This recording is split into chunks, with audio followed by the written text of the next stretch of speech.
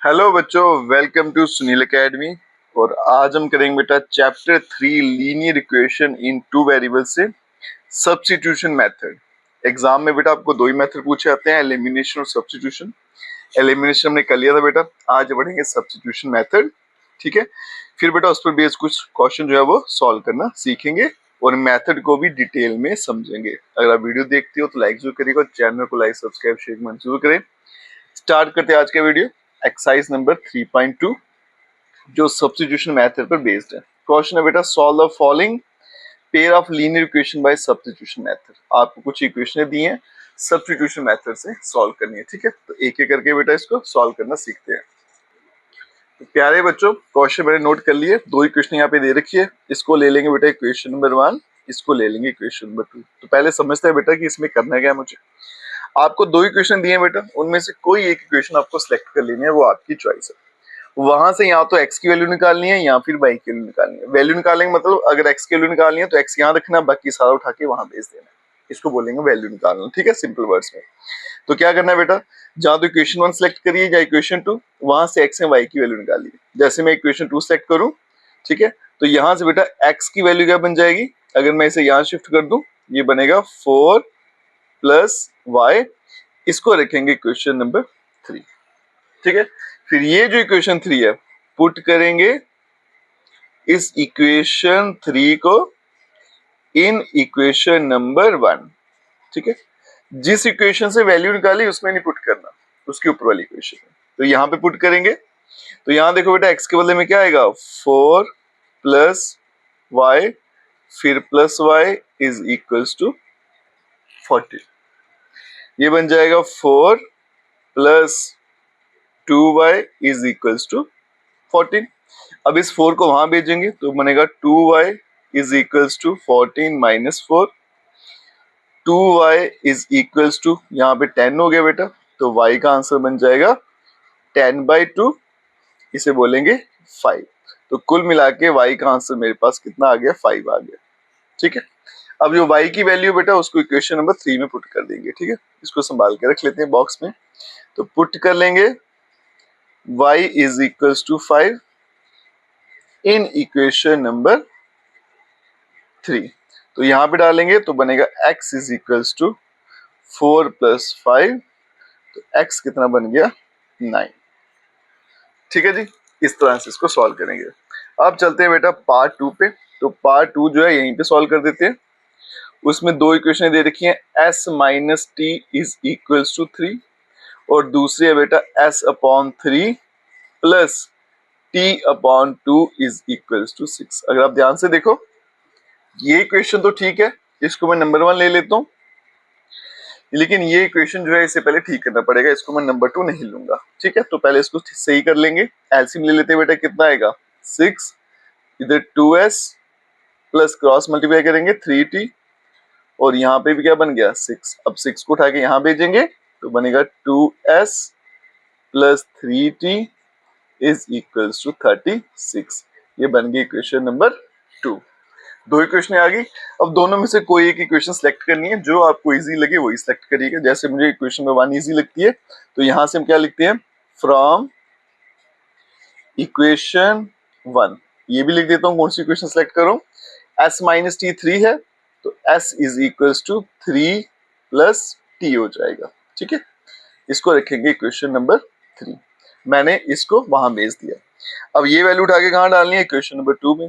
तो पुट कर लेंगे बेटा, s is equals to 3 plus t in equation number 2 यहाँ पे। तो ये 2 आ गया, s के बदले में आएगा 3 प्लस टी प्लस 3 साथ में t, और यहाँ पे आ गया 36। ये 6 बन गया, 2 टाइम t, 3 टाइम t, और यहाँ पे 36। ठीक है, अब यहाँ देखो बेटा बन गया 6 plus 5t is equals to 36। 6 वहां भेजेंगे तो 5t कितना बन गया, 36 माइनस 6 करेंगे तो 30, तो t बन जाएगा 30 डिवाइडेड बाय 5, तो t का आंसर बन गया 6। ठीक है, अब इस t की वैल्यू 3 में डालेंगे तो पुट करेंगे t is equals to 6 in equation number 3।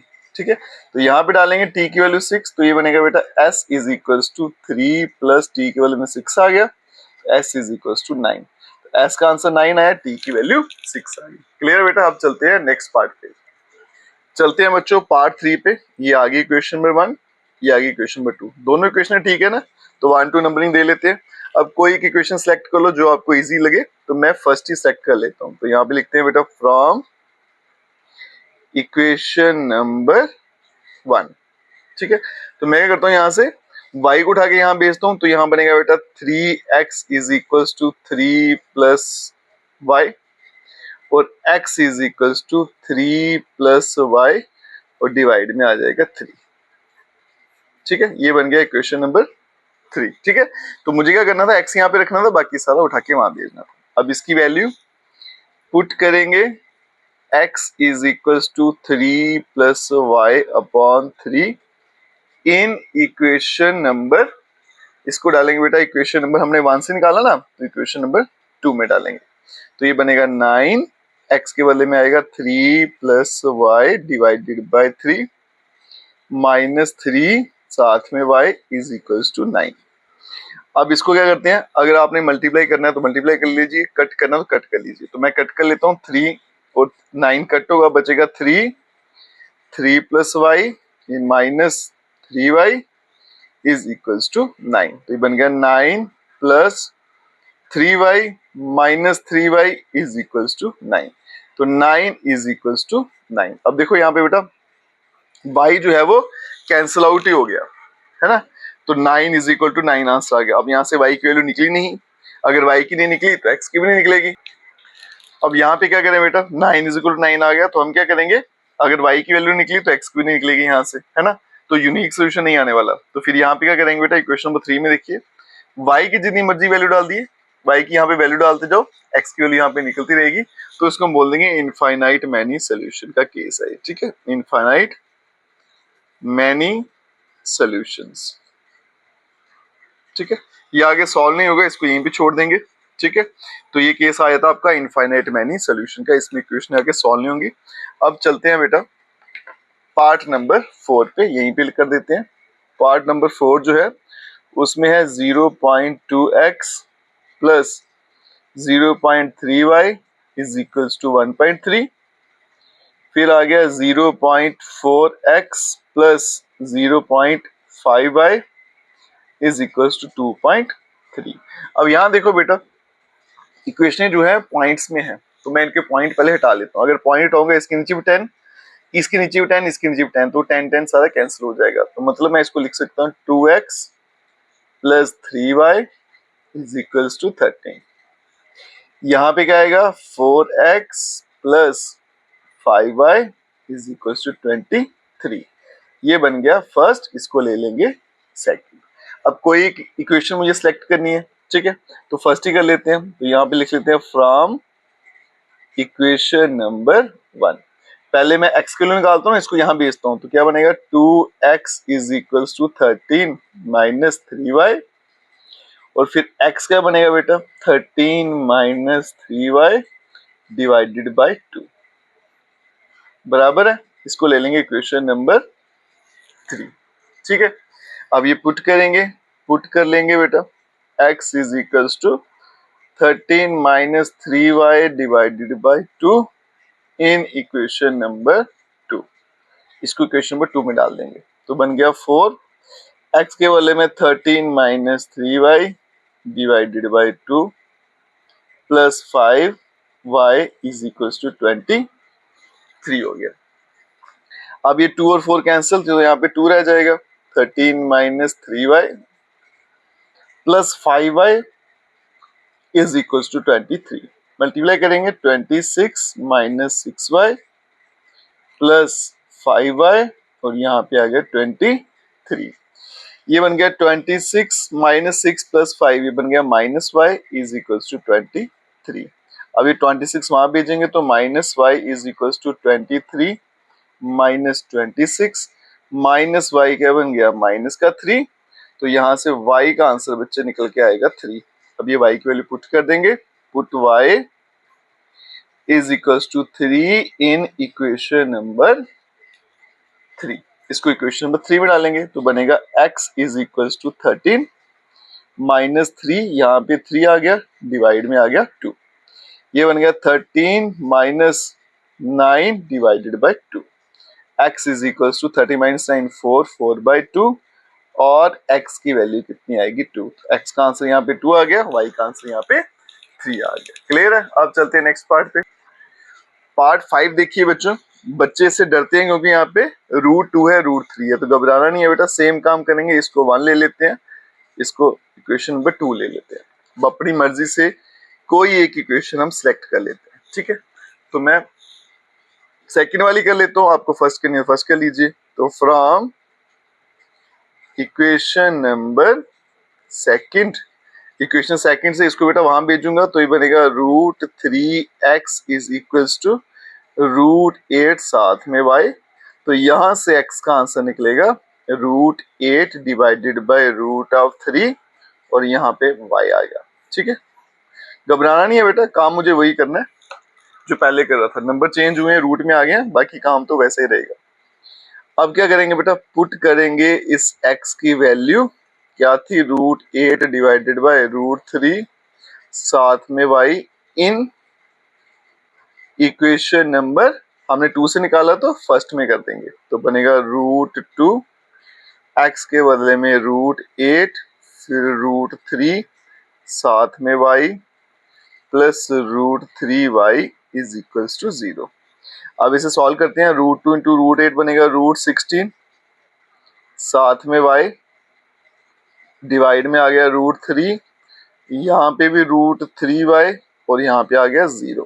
√16 बन गया बेटा 4y divided by √3 plus √3y is equals to 0। अब इनका एलसीएम ले लेते हैं, इसके अंदर कुछ नहीं है तो 1 है, तो इसका बेटा जो एलसीएम आएगा वो क्या आएगा, √3 क्रॉस मल्टीप्लाई करेंगे तो 4y प्लस √3y, नहीं √3 √9 बनेगा, ये √9 ऑफ y और यहाँ पे आएगा 0। अब इसको वहां भेजूंगा, 0 हो गया तो बनेगा 4y प्लस 3y, √9 3 होता है इज इक्वल्स टू 0। 7y 0 हो गया, तो यहाँ से बेटा y का आंसर आ गया 0। क्लियर है?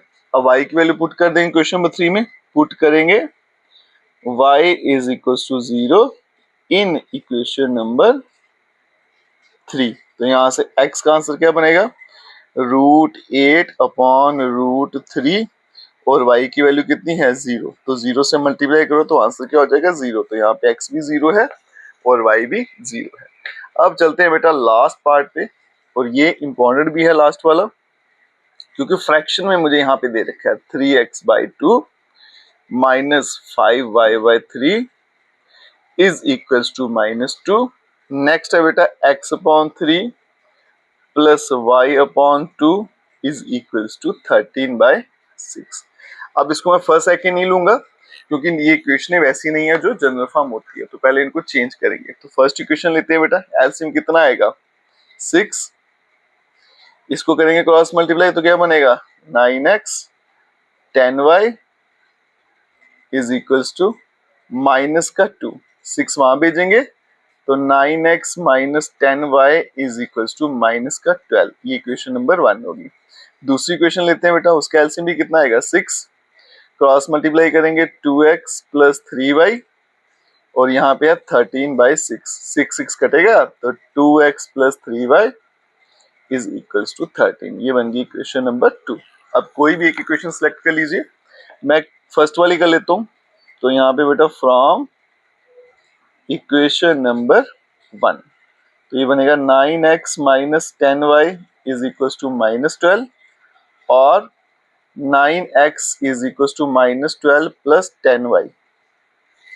ठीक है, मैंने 10y वहां भेजा, अब 9 भी वहां भेजूंगा तो -12 प्लस 10y डिवाइडेड बाय 9। ठीक है, इसको बॉक्स में रख लेते हैं, क्वेश्चन नंबर 3।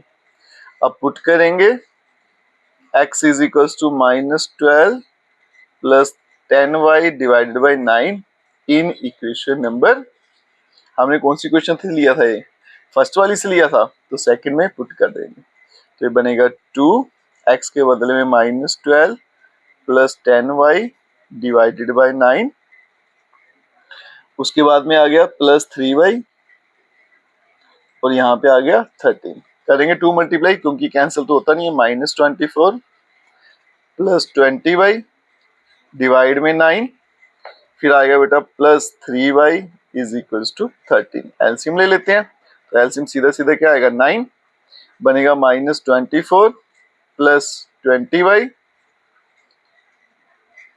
प्लस, अब यहाँ देखो बेटा क्रॉस मल्टीप्लाई करेंगे तो ये इधर गया 9 3 27y और यहाँ पे आ गया 13। ठीक है, अब 27 और 20 47, ये बन गया 47y माइनस का 24। ठीक है, और ये 9 को इधर मल्टीप्लाई कर दूंगा, 13 को अगर 9 से करें मल्टीप्लाई 130 में से 13 कम कर देंगे तो 117, तो ये बन गया बेटा 47y is equal to 117 plus 24, 4 add किए तो 121 141, तो 147y इज इक्वल टू 141, तो y बन जाएगा 141 डिवाइडेड बाय 47। ठीक है, और ये 3 से कट जाएगा तो इज इक्वल्स टू 3, तो मतलब y का आंसर जो है मेरे पास वो कितना आने वाला है, 3 आने वाला है। अब y की वैल्यू कहाँ पुट करनी थी बेटा, इक्वेशन नंबर यहाँ पे 3 में, तो मैं यहीं पे कर देता हूँ। ठीक है, तो ये बनेगा बेटा x is equals to -12 plus 10, y की वैल्यू कितनी है 3 डिवाइडेड बाय 9, तो x is equals to -12 plus 30 divided by 9, 30 में से 12 गए 18 हो गए, 18 बाय 9, तो x का आंसर आ गया 2। ठीक है जी, तो लेंथी सोल्यूशन था इसका, तो x की वैल्यू 2 आई, y की वैल्यू 3 आई, यही था बेटा इसका फाइनल आंसर। ठीक है बच्चों, तो आज की वीडियो में बेटा हमने सब्स्टिट्यूशन मेथड सीखा और उस पर बेस्ड जो क्वेश्चन नंबर 1 था एक्सरसाइज 3.2 का पूरा सॉल्व करना सीखा। ये सबसे आसान तरीका है इसको सॉल्व करने का। ठीक है, नेक्स्ट वीडियो में नेक्स्ट क्वेश्चन करेंगे। अगर आप वीडियो देखते हो तो लाइक जरूर करिएगा, चैनल को लाइक सब्सक्राइब शेयर जरूर करें। Best of luck.